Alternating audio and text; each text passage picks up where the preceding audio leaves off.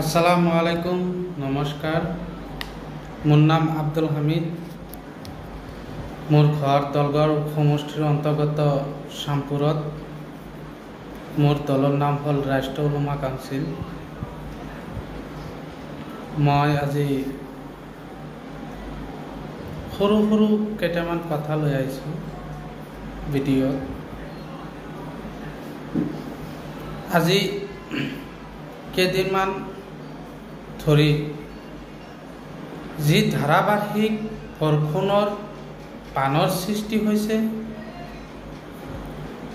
সেই বানত উজনি আৰু নামনিত যি ক্ষতি সাধন হৈছে, সেই চৰকাৰক আমি আহ্বান জনাই আছোঁ যে সেই উজনি নামনিৰ মানুহবিলাক বানৰ সৃষ্টি হোৱাৰ ফলত সিহঁত দিনত কিছু ফেমিলি একমুঠি ভাত যে খাব, সেইটোও ব্যৱস্থা নাই। সোনকালে চৰকাৰৰ তৰফৰ পৰা সেই ফেমিলিহঁতক অলপ সাহায্য প্ৰদান কৰিব লাগে। আৰু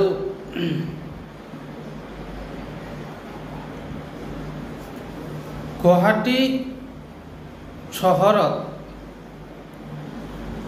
যি আজি কালি দেখা পাওঁ যি বানৰ সৃষ্টি হৈছে, এই গুৱাহাটীবাসী মানুহ যদি ঘৰৰ পৰা ওলাই যায়, এতিয়া সিহঁতৰ এনেকুৱা বানৰ সৃষ্টি হৈছে যে নৌকাত যাবলগীয়া হৈছে। সিহঁতৰ ইমান ডাঙৰ এটা চহৰত থাকিও যদি ঘৰৰ পৰা ওলোৱাৰ সময়ত যদি নৌকাৰ ব্যৱস্থা কৰিব লাগে, তে ৰাইজে গম পাইছে এতিয়া যে গুৱাহাটীবাসী কেনেকুৱা অৱস্থাত আছে। আৰু সেইখিনি হৈছে চৰকাৰৰ বিফলতাৰ কাৰণত। গুৱাহাটী যোৱা বছৰত এনেকুৱা পানী হোৱাত চৰকাৰত বাৰম্বাৰ হিচাপত কোৱা হৈছিল যে যদি এই ড্ৰেইনৰ ব্যৱস্থা কৰিলেহেঁতেন, পানীবিলাক আল্টিমেটলি ড্ৰেইনত দি নদীত পানীবিলাক পাৰ হৈ গ'লেহেঁতেন। চৰকাৰে সেইটো কোনো ব্যৱস্থা কৰা নাই কাৰণত গুৱাহাটীবাসীৰ বানপানীত ভুগিব লাগিবই। আৰু কিছুমান ভিতৰৰ এলেকাত ৰাস্তা ঘাট ইমান চৰকাৰে কাম কৰিছে ঠিকে, কিন্তু কিছুমানৰ ঠিকাদাৰৰ গালভিতি ৰাস্তা ঘাটবিলাক বনাইছিল। সেই ৰাস্তা ঘাটবিলাক এতিয়া সাধাৰণ বৰষুণৰ বানতেই ভাঙি গৈছে। আৰু যদি ডাঙৰ বানৰ সৃষ্টি হ'লেহেঁতেন, সেইবিলাক ৰাস্তা ছিন্ন ভিন্ন কৰিলেহেঁতেন। আমি ঠিকাদাৰকো আহ্বান জনাইছোঁ যে ৰাস্তা ঘাট আপোনালোকে অলপ মজবুত কৰি বনাব। আৰু সেই আজি ৰাস্তা ঘাট ভাঙাৰ পিছত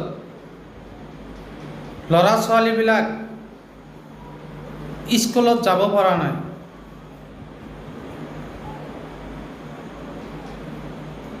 কিছুমান ভিতৰৰ এলেকাত এনেকুৱা ৰাস্তা ঘাট ভাঙি স্কুলীয়া ল'ৰা ছোৱালীক যি অসুবিধা হৈছে সেইটো চৰকাৰৰ সোনকালে ব্যৱস্থা কৰিব লাগে তথা আৰু যি গাঁও অঞ্চলত কিছুমান বহুত যিবিলাক মানুহ বসবাস কৰে সেইবিলাক মানুহ চাক ৰাতি যদি কিবা কাৰণত মানুহ এটা চিৰিয়াছলি হৈ যায় এনে ৰাস্তা ঘাটবিলাক ভাঙি শেষে হৈ গৈছে সেই মানুহটোৰ অৱস্থা কি হ'ব নৌকা আনোতে বেলেগৰ তাত নৌকা বিচাৰিতে আল্টিমেটলি মানুহজন মৃত্যু হৈ যাব আৰু এনেকুৱা ধাৰাবাহিক বৰষুণ আৰু বোলো 5 দিনমান থাকিব আমি শুনা পাই আছোঁ নিউজতো পাই আছোঁ আমি মোবাইল মেপতো পাই আছোঁ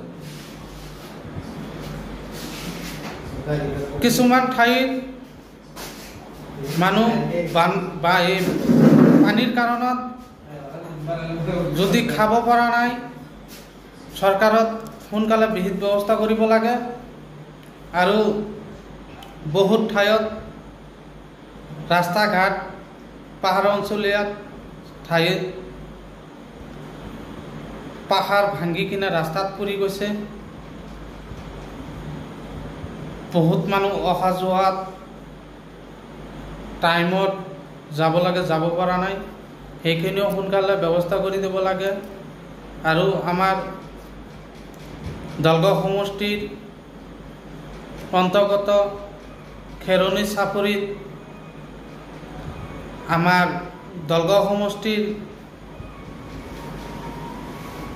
মুজিবৰ MLA আছে সিহঁতক আমি বহুতবাৰ ক'লোঁ আজিলৈকে কামটো হোৱা নাই খেৰণীৰ চাপৰিত ধনচুৰি নদী বাৰম্বাৰ ৰাজ্যক ক্ষতি কৰি আহিছে এনেকুৱা ক্ষতি কৰি আহিছে যে কিছুমান দুখীয়া দৰিদ্ৰ ফেমিলি অলপ মাটি লৈ ধনচুৰি কাষত বসবাস কৰি আছে এই ধনচুৰিত কোনো চৰকাৰৰ পৰা বিহিত ব্যৱস্থা কৰিব পৰা নাই কাৰণত ৰাইজৰ ঘৰ দুৱাৰ ভাঙি ভাঙি এই ধনচুৰি লৈ শেষ কৰি আছে আমি জল বিভাগৰ মন্ত্ৰী পীযুষ হাজৰিকা ডাঙৰীয়াক এই চ্যালেঞ্জ দি আহ্বান জনাই আছোঁ আপুনি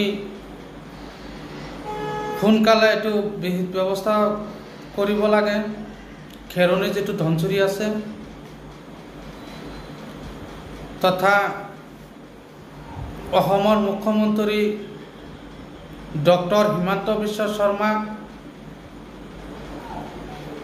ছাৰক কৈ আছোঁ যে আপুনি আমাৰ ভিতৰৰ অঞ্চলত বহুত সমস্যা অলপ জল বিভাগৰ মন্ত্ৰী পীযুষ হাজৰিকা ডাঙৰীয়াক ক'ব যে আমাৰ ভিতৰৰ অঞ্চলৰ জলৰ যিবিলাক সমস্যা আছে অলপ সমাধান কৰি দিবলৈ তে যেটো ধাৰাবাহিক বৰষুণৰ ক্ষতি হৈছে সেইখিনি সোনকালে আমি আকৌ চৰকাৰক আহ্বান জনাই আছোঁ যে সোনকালে সেইখিনি চৰকাৰে বিহিত ব্যৱস্থা ল'ব লাগে আৰু সেইখিনি কৈ মোৰ সমাবৰ্তন সামৰণি মাৰিলোঁ।